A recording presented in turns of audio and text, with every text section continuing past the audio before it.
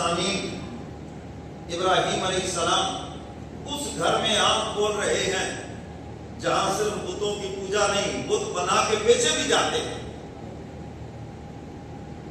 آج لوگ کہتے ہیں ماحول کا اثر ہے، ماحول کا اثر بھی انہی پہ اثر انداز ہوتا ہے جن کے اپنے اندر دل میں گندگی ہوتی ہے۔ جن کے دل میں گندگی نہیں، ماحول کبھی اس پہ اثر انداز نہیں ہوگا۔ شیطان مردود ہونے سے پہلے کتنے پاکیزہ ماحول میں رہتا تھا، فرشتوں کے ماحول میں رہتا تھا، جہاں کوئی گناہ کا تصور بھی نہیں تھا، کوئی خدا کا نافرمان بھی نہیں تھا، لیکن اس نے وہاں پہ گناہ کیا۔ ماحول سارا نیکی کا ہے، ماحول سارا اللہ کی فرما برداری کا ہے۔ جب سجدے کا حکم ہوا تو ملعون نے سجدہ نہیں کیا، خدا کی نافرمانی کی۔ اس پاکیزہ ماحول نے کیوں نہیں اس کے اوپر اثر ڈالا؟ کیونکہ اس کے اپنے اندر گندگی تھی، دل میں گندگی تھی، اور جب موقع ملا تو اندر کی گندگی نکل کے باہر آ گئی۔ اور آسان سی مثال دیتا ہوں، ہمارے یہاں بچے ہیں نا، ایک بچہ ہو تو وہ شرارت نہیں کرے گا، چار اکٹھے ہو جائیں تو پھر طوفان برپا کر دیں گے کہ نہیں؟ ادھر مچا دیں گے کہ نہیں؟ ادھر گئی آپ کی ٹوپی، اور کدھر گئی پکڑی، اور کدھر گئی جناب کو آپ کے لاٹھی، ہے جی، موبائل لے کے بھاگ گیا، کوئی ادھر کوئی ادھر، کوئی جوتا کسی نے ادھر، ادھر مچا دیں گے کہ نہیں؟ موقع ملا تو، کیونکہ اندر شرارت، چھوٹا بچہ شرارت اللہ ماشاء اللہ کو ہوتے بیچارے پیدائشی مادر ذات بری، ورنہ تو شرارتی ہیں۔ آج کل کی جو نظر ہے یہ تو بہت ہی تیز ہے۔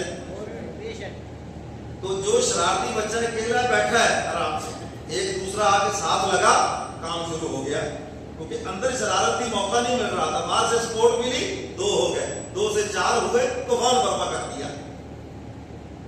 ایسے تو بھائی بالکل اسی طرح انسان اندر سے ہے، باہر سے اس کو صرف سپورٹ ملتی ہے، اندر سے گندگی ہے، اندر سے گندگی۔ اسی لیے انبیاء علیہ السلام کی جو محنت کا میدان ہے وہ انسانوں کے دل ہے، دماغ نہیں، انسانوں کے دل ہے نبیوں کی محنت کا میدان، کیونکہ جب انسان دل سے بدلتا ہے پھر اس کا ظاہر بھی چند دنوں میں بدل جاتا ہے۔ مکے گیانی موقدی کے دلوں نہ مکائیے، سمجھ گئے وہ بات کہ نہیں؟ اور جو بات دل سے ختم کر دی وہ ختم ہو جائے گی وہیں پر، اور جب تک اندر سے انسان ختم نہ کرے وہ کبھی ختم نہیں ہوتا۔ تو میرے محترم سامعین، ابراہیم علیہ السلام کی پیدائش اس گھر میں ہے جہاں بت بنا کے بیچے جاتے ہیں۔ تھوڑے سے بڑے ہوئے، شعور پکڑا، ایک دن اپنی والدہ سے کہنے لگے اماں جان میرا رب کون ہے، کون مجھے پالتا ہے؟ ماں نے کہا بیٹا تیرا رب تو میں ہوں، میں تمہاری ماں ہوں، تمہیں پالتی ہوں، پرورش کرتی ہوں، میں تمہارے رب ہوں۔ خاموش ہو گئے۔ اللہ دین والوں کو دین کا فہم دیتے ہیں، سمجھ دیتے ہیں۔ اللہ اپنی ساری سمجھ اپنے پیاروں کو عطا کرتے ہیں۔ یاد رکھنا، انبیاء علیہ السلام کو ایسی سمجھ دی، بادشاہتوں کے تختے الٹ کے رکھ دیے۔ تنے تنہا دے تختے الٹے یا نہیں الٹے؟ ابراہیم خلیل نے نمرود کا تختہ الٹا یا نہیں الٹا؟ ساری دنیا کے بادشاہ کا تختہ الٹ دیا، تنے تنہا خلیل ہے۔ موسیٰ علیہ السلام نے تختہ الٹا فرعون کا یا نہیں؟ ساری فرعونیت نکال کے رکھ دی۔ اور حضور علیہ السلام کا مد مقابل ابو جہل، ابو الحکم جو کہتا تھا اپنے آپ کو، تختہ الٹ کے دکھایا یا نہیں دکھایا؟ تو اللہ سب سے زیادہ عقل اپنے پیاروں کو دیتے ہیں۔ اور ہمارے ہاں مشہور یہ ہے، جو زمانے کا بے وقوف ہو جی اللہ لوگ بن رہا ہے، کہتے ہیں۔ میں نے ایک سے پوچھا جی اللہ لوگ کا کیا مطلب ہے؟ کہ اللہ کا دوست ہے جی۔ میں نے کہا میں تمہارے دوستوں کو پاگل کہوں تو تم میرے ساتھ لڑ پڑے، اور خدا کے دوست سارے پاگل ہی ہیں، عجیب بات کرتے ہو۔ میں نے کہا تو میرے محترم سامعین، مجذوب اور ہے اور پاگل اور ہے۔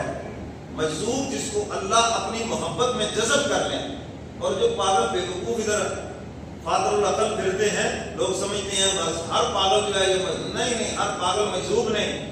آپ کے لیے آسانی کے لیے عرض کرتا ہوں، مجذوب کبھی بھی زبان سے گالی نہیں دے گا، آپ اس کو جتنا مرضی ستائیں، جو مرضی کریں، گالی نہیں دے گا، اور جو گالی دے وہ مجذوب نہیں ہے، وہ پاگل ہے۔ سمجھ گئے بات؟ یہ آپ کی آسانی کے لیے ہے۔ لوگ سمجھتے ہیں بس جو پاگل ہے وہ سارے کے سارے اللہ لوگ یہ اللہ کے دوست ہیں، شاباش بھی تمہارے۔ تو مکہ والے کہتے تھے ہم ملت ابراہیمی پر ہیں، حضرت ابراہیم علیہ السلام کے ماننے والے ہیں. تو حق تعالیٰ نے محبوب سے فرمایا پھر ان سے کہو کہ ابراہیم علیہ السلام تو موحد ہے، تم مشرک کیوں ہو؟ بطور خاص محبوب کو حکم دیا. اور شرک کسے کہتے ہیں؟ اللہ کی ذات میں اور اللہ کی صفات میں کسی کو شریک ٹھہرانا. شرک کی ڈیفینیشن ذہن میں بٹھا لیں، اللہ کی ذات میں بولو اور اللہ کی صفات میں کسی کو شریک ٹھہرانا. اللہ کی طرح کوئی اور اللہ مان لے یہ بھی شرک ہے. اور جو اللہ کی صفتیں ہیں جو اللہ کے ساتھ خاص ہیں وہ کسی میں مان لے، چاہے نبی میں مانے، چاہے ولی میں مانے، غوث قطب ابدال میں مانے، تو یہ بھی شرک ہے. اللہ رب العزت وحدہ لا شریک ہے اپنی ذات کے اعتبار سے اور اپنی صفات کے اعتبار سے. بات سمجھ آ گئی؟ زندہ کرنا، مارنا، رزق دینا، اولاد، عزت، ذلت، نفع، نقصان، یہ سب کس کے کام؟ سارے بولو کس کے کام؟ اللہ کے کام ہیں. اللہ کے ان کاموں میں نہ نبی شریک ہیں، نہ صحابہ شریک ہیں، نہ ولی، غوث، قطب، ابدال شریک ہے. اللہ رب العزت وحدہ لا شریک ہے. لم یلد ولم یولد ولم یکن لہ کفوا احد. نہ کوئی اس کے برابر ہے اور نہ ہی کوئی اس سے اعلیٰ ہے. اللہ رب العزت وحدہ لا شریک، اس کی خدائی میں کوئی شریک نہیں ہے. ابراہیم علیہ السلام نے والدہ سے پوچھا میرا رب کون؟ اس نے کہا میں ہوں. اچھا اما جان تمہارا رب کون ہے؟ انہوں نے کہا جی میرا رب تمہارا باپ ہے آزم جو مجھے کما کے لا کے کھلاتا ہے. اچھا اما جان پھر ابا کا رب کون ہے؟ ابا کا رب یہ وقت کا جو بادشاہ نمرود ہے. اچھا کچھ دیر خاموش رہے، فرمانے لگے اما جان پھر نمرود کا رب کون ہے؟ میری طرف دیکھو. توبہ توبہ توبہ توبہ توبہ توبہ توبہ توبہ. نمرود کا رب، اس سے آگے تو ہے ہی کچھ نہیں. گستاخ بزرگوں کا ہے کوئی اگر بات پوچھ لے یہ تو اللہ کے بندے ہیں، مقبول بندے ہیں، یہ مشکل کشا نہیں ہے. مشکل کشا کون ہے؟ اللہ. سارے بولو بھائی اللہ ہے مشکل کشا. کہتے دیکھو جی یہ توہین ہو گئی بزرگوں کی. تو بھائی یہ بزرگوں کا منصب ہی نہیں ہے، یہ تم غلط ان کی تعریف کر رہے ہو. تو ابراہیم علیہ السلام